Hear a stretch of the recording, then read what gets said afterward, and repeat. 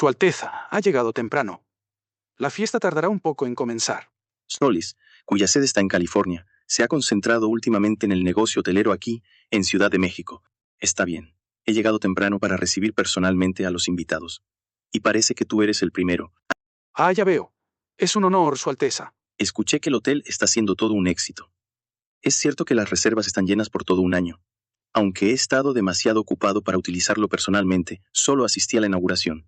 Según Diego, muchos nobles e influyentes del Imperio Mexicano están dispuestos a esperar meses para hospedarse allí. Es inevitable. Después de todo, usted mandó construir un edificio magnífico. Solo con verlo terminado, me dieron ganas de quedarme aquí yo mismo. El edificio en efecto era impresionante. A diferencia de la universidad, que enfatizaba la grandeza, este hotel tenía la elegancia de un palacio europeo. En México, no tenemos muchos edificios que resalten tanto el lujo de esta manera. Incluso el Palacio Nacional, aunque imponente, carece de esa ostentación. Aún así, la gente viene por la buena administración y el servicio. En la hotelería, más allá del aspecto del edificio, lo más importante es el servicio. También recibimos muchas ideas de su parte para la administración y el servicio, Su Alteza. Yo solo las puse en práctica. De verdad. Como la hotelería. Era algo completamente nuevo en México. Tampoco tenía mucha experiencia, pero había dado algunas ideas basadas en los servicios que conocí o experimenté en mi vida anterior. Esto es como si me estuvieran agradeciendo por algo que solo mencioné.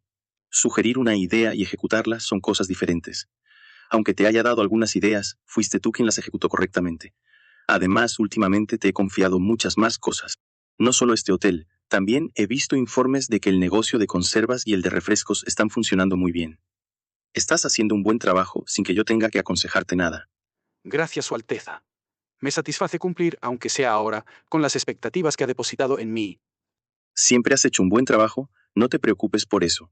Antes de aventurarse en el negocio de las conservas y los refrescos, además del hotelero, Solis había gestionado una franquicia de restaurantes y hospedajes, principalmente en California. Y aunque su escala era más pequeña comparada con otros empresarios, no era por falta de capacidad. Era más bien por la naturaleza de los negocios que le había confiado, que, a pesar de su pequeño tamaño, eran rentables y generaban buenos ingresos. Cuando le dije eso, Solis pareció complacido por mi reconocimiento y la atmósfera se relajó un poco, dando pie a una conversación más amena. Mientras charlábamos, finalmente llegó el primer invitado. Bienvenido, Ramón. No esperaba que Su Alteza me recibiera en persona. Es un honor. Después de saludar a Ramón, quien dirige una empresa de ropa, Solis preguntó algo incómodo. ¿Qué es esa ropa que llevas? Es lo último en moda. Ramón Alvarado respondió con confianza. Eso. Por ahí es una tendencia de Inglaterra. ¿Acaso? Aunque Solis seguía incómodo, yo tenía una idea de lo que estaba ocurriendo y pregunté. La ropa que llevaba Ramón se asemejaba más a un traje moderno que la vestimenta típica de los hombres de la alta sociedad mexicana de esta época. Sí, Su Alteza, es correcto. Uno de mis diseñadores la llevó y me llamó la atención, así que hice mi propia versión. No cree que tiene un estilo limpio. Sí, es verdad. Parece cómodo. Este estilo se está expandiendo poco a poco en Europa. Entre la alta sociedad mexicana todavía predominaba el atuendo derivado de la ropa de equitación, que era bastante complicado y, en mi opinión, no muy elegante. Las botas de montar hasta las rodillas son lo peor. Había estado esperando que los trajes aparecieran y, afortunadamente, parecía que la moda entre la élite europea estaba cambiando en esa dirección, aunque en la modernidad los trajes fueron vistos como incómodos y comenzaron a declinar en popularidad en eventos formales o empresas de ambiente estricto. En esta época, eran una evolución hacia algo relativamente más cómodo comparado con los atuendos anteriores. ¿Estás planeando lanzar esos trajes desde tu empresa, Ramón? Estoy en duda. Al igual que en Solis, es posible que los mexicanos lo reciban de manera extraña, ya que aún no están acostumbrados a ello. Creo que empezar de una vez no estaría mal. Nuestro México tiende a seguir las modas europeas. Ya sabía que, aunque podría declinar con el tiempo, hasta entonces se convertiría en un atuendo bastante común, así que no había razón para dudar. Además, yo también quería quitarme estas botas largas y ponerme pantalones y zapatos. Si lo dice así, no tengo motivo para dudar. Me pondré ello de inmediato. Hazlo y prepárame uno a mí también. Mientras conversaba con Ramón, los invitados empezaron a llegar uno tras otro. La fiesta había comenzado oficialmente. Benito Gaitán sentía una mezcla de orgullo y humillación por haber sido invitado a esta fiesta. Quizá debería haber fingido estar enfermo y no venir. Su empresa química apenas estaba en construcción y aún no había generado ni un peso en ventas. En comparación con los grandes empresarios presentes, era difícil no sentirse pequeño. Aunque él también era director de una de las compañías del príncipe, incluso las más pequeñas parecían estar generando cientos de miles de pesos. Siempre me pregunté quiénes eran esos dos con el apellido Ríos. Ahora lo aquí, claro, no podían faltar. Se trataba de Alfonso Ríos, viudo que todos los invitados habían confirmado su asistencia. Las empresas del príncipe dominaban en cada sector: logística, finanzas, construcción, acero, ferrocarriles, textiles, maquinaria, recursos, defensa, astilleros, inversiones, electrónica. Todos eran sectores impresionantes. ¿Podrá una pequeña empresa química como la mía hacerse un hueco entre estos gigantes? A pesar de haber sido elegido por el príncipe, Gaitán se preguntaba si su compañía, que apenas comenzaba a producir desinfectantes, llegaría a alcanzar ese nivel de éxito. En la fiesta no solo había empresarios, sino también militares y políticos cercanos al príncipe, y todos ellos eran figuras de gran peso. Suspiró levemente, y armándose de valor, comenzó a presentarse y conversar con los demás. Jaja, si el príncipe te eligió, es seguro que tu empresa será importante en el futuro. No te preocupes demasiado. Por suerte, las grandes personalidades eran amables. Gaitán empezó a sentirse más confiado y siguió conversando con varias personas hasta que, para su sorpresa, encontró a alguien en una situación similar a la suya. ¿Una empresa de elevadores? ¿Qué es eso? Bueno, verás. El hombre que había sido encargado de la nueva empresa de elevadores empezó a explicar lo que era un elevador. Ah, hablas de esa máquina que vi en el hotel. Sí, esa la fabricó nuestra empresa.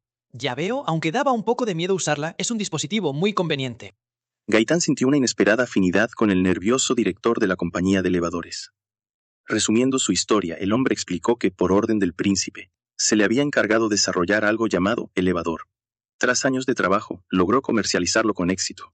El negocio de elevadores había sido separado de la empresa madre, Roque Maquinaria de Precisión, que ya estaba abarrotada de otros proyectos como fresadoentas, maquinaria agrícola, locomotoras y motores de vapor.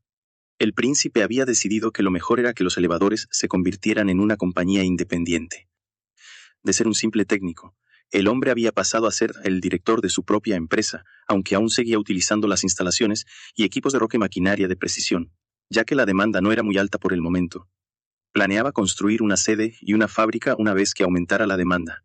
¿Planeas establecer tu sede en la próxima ciudad planificada después de Chihuahua? El príncipe suele tener en cuenta las necesidades laborales de las nuevas ciudades, así que parece que guarda tu empresa para cuando llegue ese momento. Eso significa que tendré que seguir dependiendo de Roque Maquinaria por unos años más. Solo es una suposición mía, pero al menos ya estás produciendo y tienes ventas. Yo, en cambio... Gaitán conversó mucho con él, aunque también tenía deseos de hablar con el príncipe heredero. Alrededor de él se congregaban muchas figuras importantes que querían conversar, así que lo dejó pasar. De todas formas, me alegro de haber venido. El descontento de los habitantes de la región occidental de la isla de La Española estaba aumentando cada vez más. La principal queja de los residentes era que no hay diferencia con la época de la esclavitud. El orgullo por el éxito de la revolución esclava y la construcción de una nación negra se estaba desmoronando bajo el peso de los altos impuestos, el colapso económico, la inestabilidad política y la lucha de poder entre negros y mulatos. ¿De qué sirve la tierra si se llevan todo lo que cosechamos? A pesar de la inmensa deuda con México, las élites en el poder seguían siendo dueñas de grandes extensiones de tierra y vivían en la opulencia. Los que morían eran los campesinos comunes, que apenas poseían pequeñas parcelas de tierra y cargaban con el peso de los altos impuestos. En ese caso, mejor no sembrar nada. La mayoría de los campesinos compartía ese sentimiento. Pero, si no cultivaban, ¿qué harían?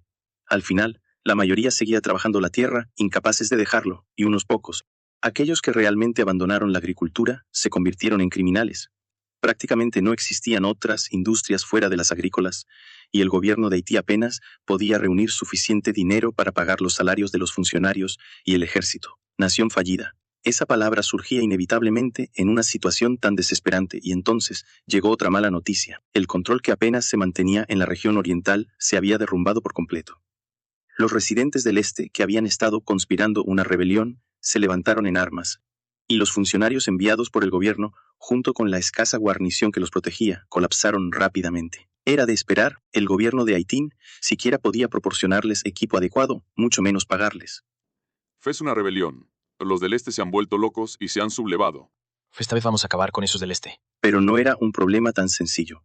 ¿Qué? Han solicitado unirse al imperio mexicano. Eso no tiene sentido. No hay manera de que acepten. Si Haití fuera un país reconocido y tratado con respeto, Tal vez hubiera una oportunidad de intervención internacional, pero estaba completamente aislado diplomáticamente, y peor aún, su oponente era el Imperio Mexicano.